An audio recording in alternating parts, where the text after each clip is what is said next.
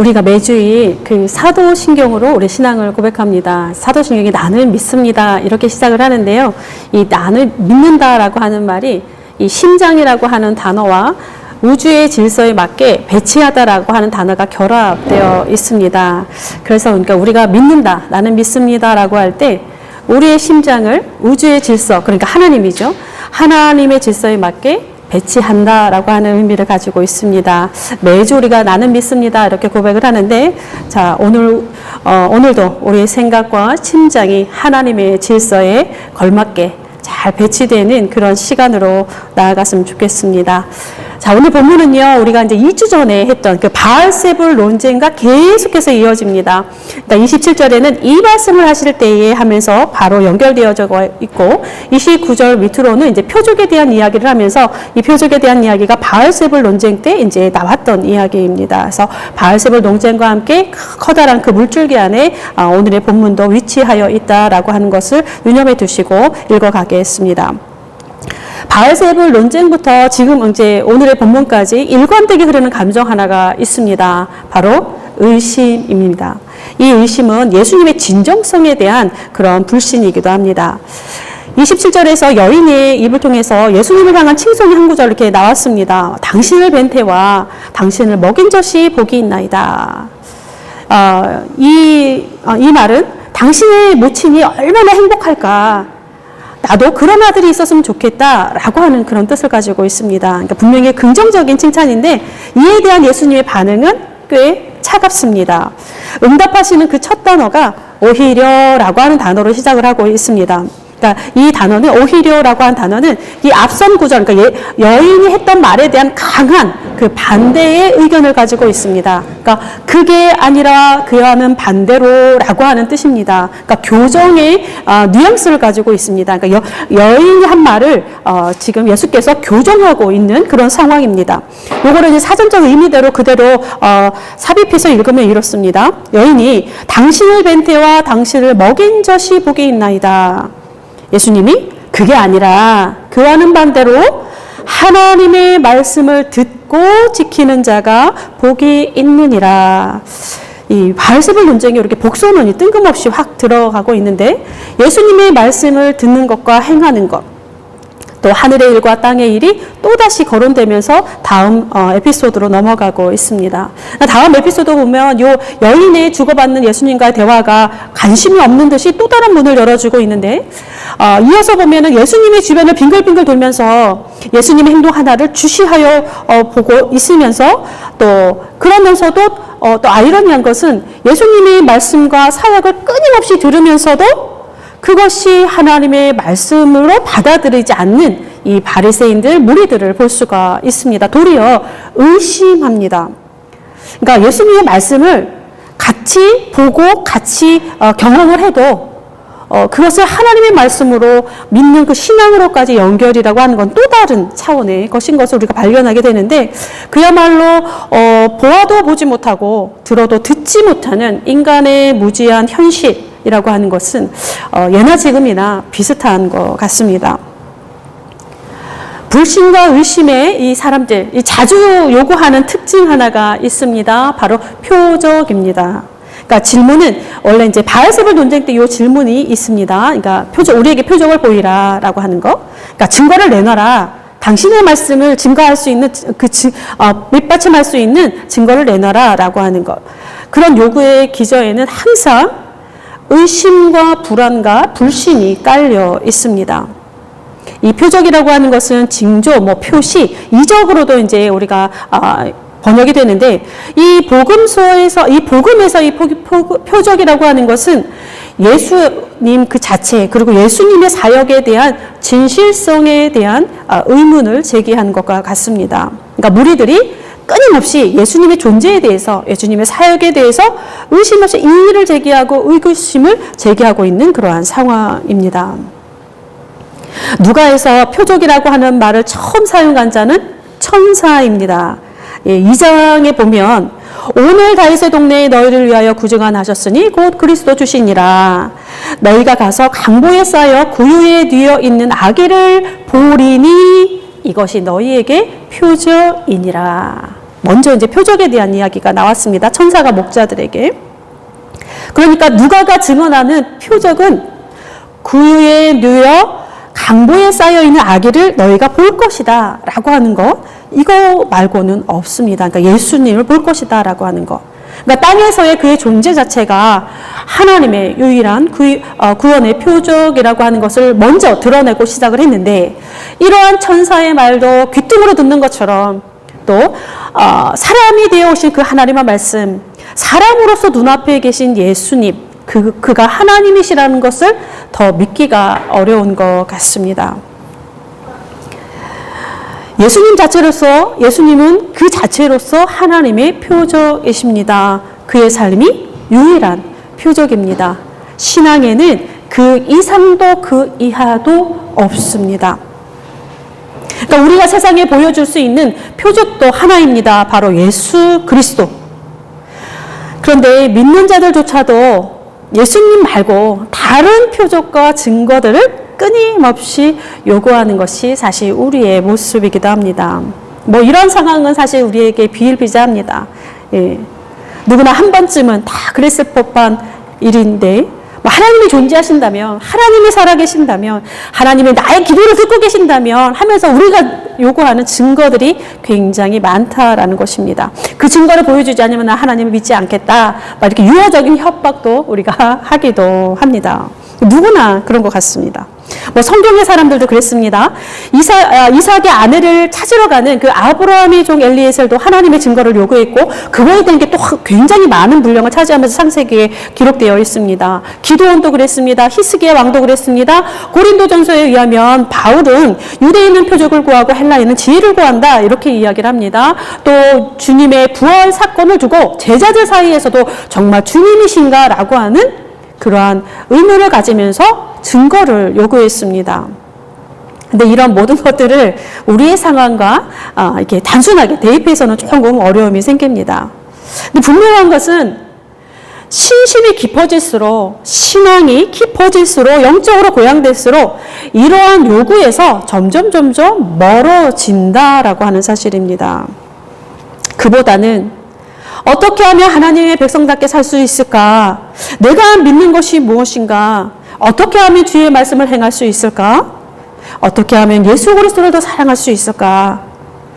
이러한 고민들과 고군분투하면서 이어가는 것이 신앙의 여정이 됩니다. 표적은 예수님 한 분만으로, 그리고 우리에게 전해준 이 성경만으로 충분하다, 성경이 증언하고 있습니다. 오감으로 확인하고 내가 생각한 대로 뭐가 뚝 떨어져야 안심이 되는 것은 사실 우리의 불안한 실존과 연약한 자아를 확인하게 될 뿐입니다.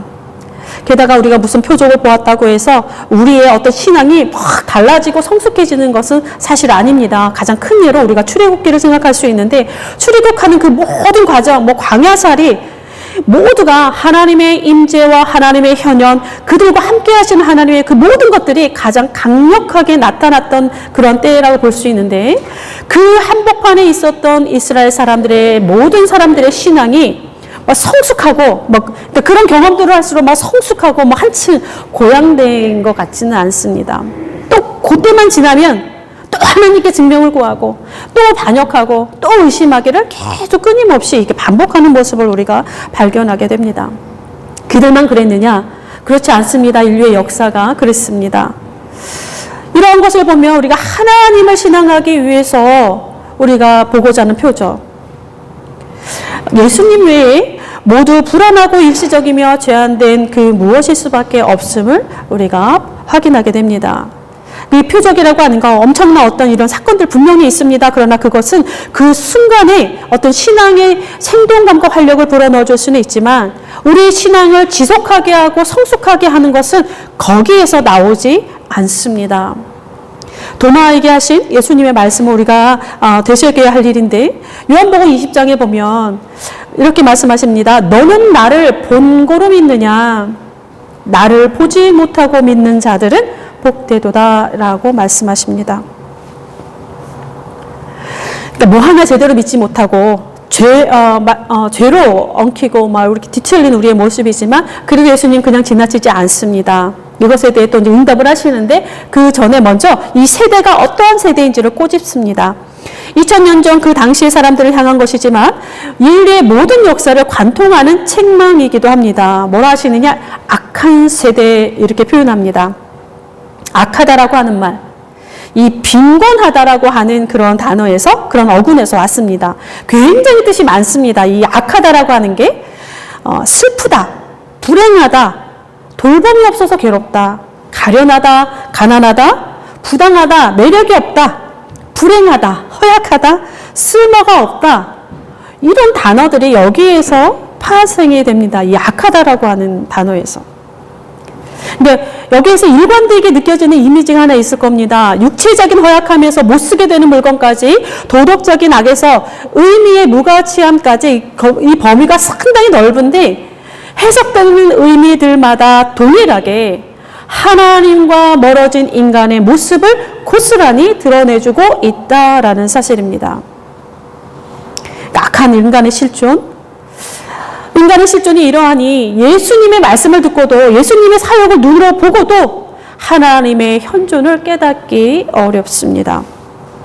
이 악한 세대에 주시는 주의 표적은 오직 하나, 요나의 표적이라 말씀하고 있습니다. 이 표적을 구하는 장면은 공간복음서에 다 있습니다. 그러니까 마태, 마가, 누가에 다 있습니다. 그런데 또 문맥에 따라 내용이 달라집니다. 마태복음의 경우에는 요나가 사흘 밤낮을 큰 물고기 뱃속에 있었던 것, 그 이야기가 함께 더해져 있습니다. 오늘 본문에는 없습니다. 마가에서는 표적을 구했더니 예수님이 이항시야에 거절하셨습니다. 그러니까 없습니다. 마가에는. 그러니까 마태와 누가에만 있는데 각각 중심 메시지가 다릅니다. 마태는 예수님의 죽음과 부활이라고 하는 것까지 다중적인 이미지를 같이 포함하고 있습니다. 누가는 아닙니다. 누가는 다른 것에 초점을 두고 있습니다. 바로 회개라고 하는 단어입니다. 31절과 32절에서 회개는 반복하여서 강화되는 모습을 보여주고 있는데 이 31절과 32절을 보면 어떻게 시작을 하느냐? 심판때에 라고 시작을 하고 있습니다. 심판때에. 지금 표적을 얘기해 주시는데 심판때에 라고 하는 말씀을 가지고 있습니다. 요나의 경우 보면 회개하라라는 말을 직접적으로 한 적이 한 번도 없습니다. 요나서를 보면. 그냥 더 그거보다 강력한 극단적인 메시지 하나만 선포합니다. 요나의 선포가 이렇습니다. 40일이 지나면 니느웨가 무너지리라. 그러니까 니네 망할 거야. 이 한마디만 한 거예요. 너네 망해 라고 하는 말. 회개하라 이런 말 하지 않았어요. 그런데 니느웨 사람들의 이 요나의 선포에 대한 반응이 놀랐습니다. 우리는 여기에 주목합니다. 바로 이 심판의 선고 한마디가 회개를 이끌어냈다라는 사실입니다. 요나의 표적에 있어서 오늘 본문에서 요나의 표적에 있어서 가장 기본적인 전제는 무엇이냐? 우리에게 심판의 날이 찾아온다라고 하는 것입니다. 그러니까 니느웨 사람들에게 요나가 표적이 되었다 이렇게 지금 말씀하고 있는데 바로 요나는 니느웨 사람들에게 심판의 표징으로서 존재했습니다. 이 최후의 심판이라고 하는 거 어떤 특정한 사람에게나 니느웨 사람들이나 뭐 이런 다른 민족에게나 이방인들에게나가 아닙니다. 누구도 피해갈 수 없는 것이 바로 심판이요 또 누구도 피해갈 수 없다라고 하는 것이 만고의 진리입니다. 그래서 인간은 언제나 자신의 마지막을 기억하며 살아가야 합니다. 세례요한의 메시지와도 좀 연결되는 부분이 있습니다. 세례요한이 회개하라, 천국이 가까이 왔다 그렇게 선포를 합니다. 이 천국이 가까이 온다라고 하는 것, 그러니까 하나님 나라의 임재라고 하는 것은 종말론적인 심판과 맞물려서 진행이 됩니다. 그렇기 때문에 이 회개라고 하는 것, 심판이라고 하는 것 같이 이끌어내고 있습니다. 그 다음에 반복적으로 나오는 단어가 뭐냐면 정죄라고 하는 단어입니다. 남방 여왕이 그 다음에 니느웨 사람들이 정죄한다 합니다. 이 남방 여왕은 이제 열왕기상 10장이 나오는데, 그러니까 솔로몬의 지혜로운 솔로몬의 그 소문을 듣고 스바 여왕이 찾아왔다라고 기록되어 있습니다. 그 스바 여왕이 지금 여기에서 남방 여왕입니다. 그리고 니느웨 사람들은 뭐 요나 시대의 사람들을 말하고 있습니다. 자, 이 중요한 비유 속에서 등장하는 인물들이 모두 다 특이하게도 이방인들입니다.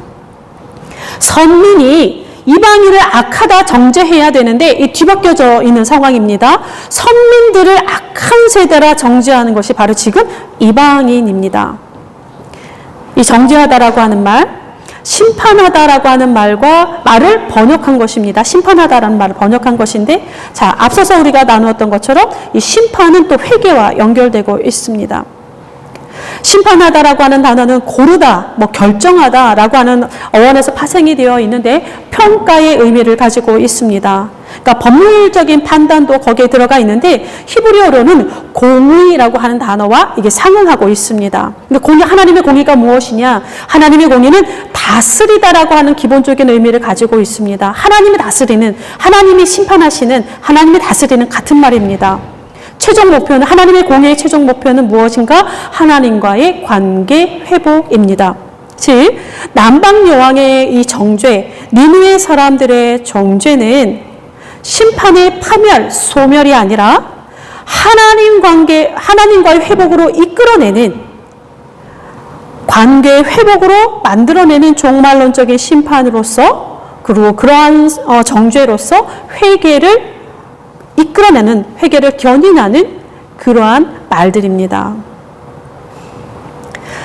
또 이 회개의 바통을 이어가는 것은 등불, 눈 이야기로 또 이어집니다. 눈이라고 하는 것은 신체적인 눈을 가리키지만 비유적으로는 매우 소중한 것이라고 하는 그런 의미를 가지고 있습니다. 그러니까 우리가 물리적인 어둠을 밝히는 것이 등불이라면 눈은 지금 인간의 몸을 밝힌다라고 비유되어 있습니다. 여기서 몸이라고 하는 단어가 실제적인 신체를 가리킵니다. 근데 문맥을 감안하면 또 이 몸이라고 하는 것이 신체적인 것만 가리키지 않습니다. 폭넓습니다. 육체적인 것, 내적인 것, 영적인 것을 다 포함하는 것인데 문맥을 감안하면 이 모든 것을, 이 전인격적인 한 인간을 지향하고 있다는 것을 우리가 분명히 알 수가 있습니다. 여기서 이 몸, 그것을 밝히는 눈, 선하다, 나쁘다라고 표현되어 있습니다. 네, 선하다라고 하는 것은요, 순수하다라고 하는 의미입니다. 순수하다. 나쁘는 사악하다라고 하는 의미 있는데, 선한 것은 건강한 것이고 나쁜 것은 병든 것인데, 이 나쁨이라고 하는 것은 하나님께 대하여 나쁘다, 하나님의 의에 부합하지 못한다라고 하는 의미를 가지고 있습니다. 그래서 지금 옆 본문에서는 나쁜 눈은 어두운 눈이라고 이제 또 연결하고 있는데, 이 어둡다라고 하는 것은 속이다, 모호하다라고 하는 의미를 가지고 있습니다. 그러니까 진리에 대해서 어리석은 상태를 보여줍니다. 자, 지금 바리새인들과 이 무리들이 하나님의 아들 예수 그리스도를 보고도 그가 하나님의 아들인 것을 인정하지 못하고 그가 선포하는 메시지 속에서 하나님의 말씀인 것을 인정하지 못하는 이 상황들, 어두운 상황들, 진리에 대해서 어리석은 상태, 이 상황과 다 맞물려서 지금 이야기되고 있습니다. 이들의 어둠이라고 하는 것은 죽음의 영역에 속하고 또 이 모호함, 통찰력에 결여된 상태를 보여주고 있습니다. 이 빛과 어둠의 대조는 유대인들에게 자연스럽게 자신들의 삶의 방식을 떠올리게 합니다. 왜냐하면 랍비들이 이 어둠을 빛의 부재로 가르쳐 왔기 때문에 그렇습니다. 눈여겨보는 것은 또 우리가 등불을 위에 두는 행위다, 우리 속에 있는 빛을 밝게 하는 것이다, 이렇게 이야기를 끌어가고 있습니다. 또한 이 두 가지의 행동이 회개라고 하는 주제와 설명되고 있다라고 하는 점에서 우리가 주의해서 볼 만한 것들입니다. 그러니까 표적의 이야기와 같이 연결되어져 있습니다. 이것을 결합해서 한번 읽어보면 예수의 가르침과 사역 속에서 하나님의 말씀을 깨닫지 못하고 예수 그리스도를 하나님의 표적으로 인식하지 못하는 것은 이들의 빛이 어두워졌음을 의미하고 이들의 내적 등불이 지금 발 아래로 내려가 있다라고 하는 것을 보여준다라는 것입니다.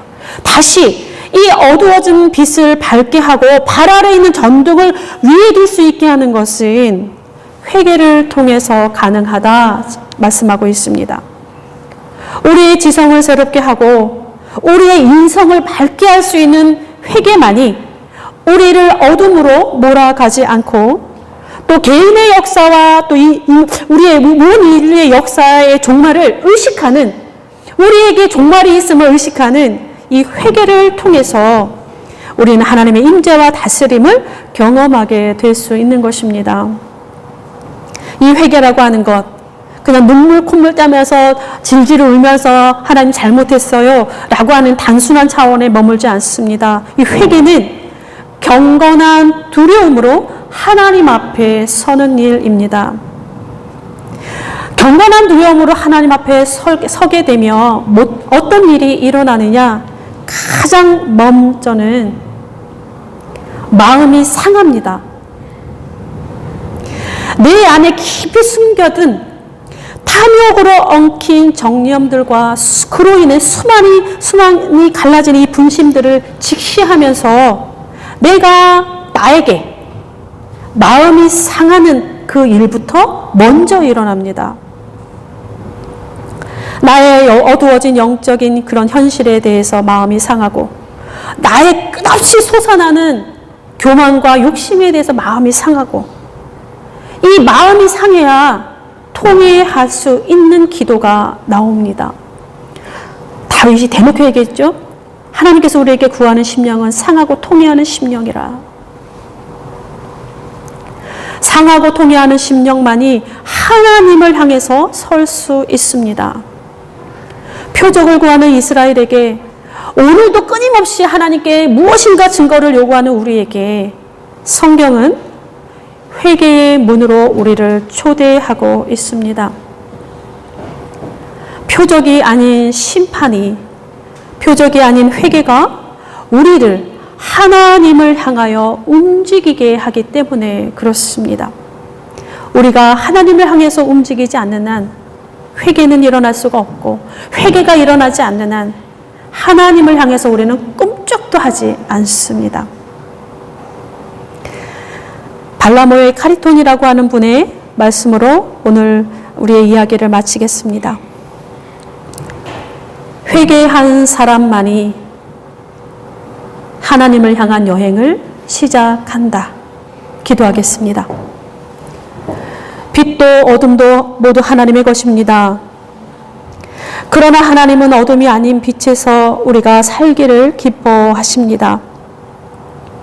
죄로 인하여 어두워진 빛을, 우리의 탐욕으로 인하여 발 아래로 내려간 등불을 다시 제자리로 돌려보낼 수 있도록, 다시 빛이 우리 안의 어둠을 몰아낼 수 있도록 도와주옵소서.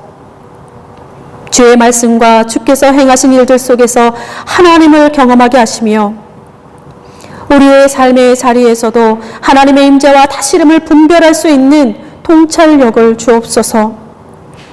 우리의 불안과 우리의 고집과 우리의 탐욕이 가까이 다가온 하나님의 나라의 존전에서 다 힘을 잃어버리게 하시고, 눈이 어두워 몸이 방향을 잃어버리듯 영적의 혼탁함으로 인하여 우리의 영이 갈 바를 알지 못하는 어둠에 처박히지 않도록 도와주옵소서.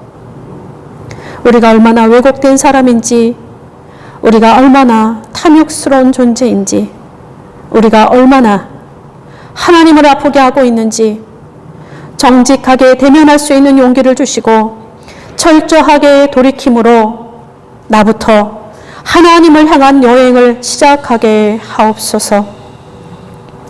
끝이 죽음인 것을 뻔히 알면서도 우리를 향한 여행을 시작하신 예수 그리스도의 이름으로 기도드립니다. 아멘.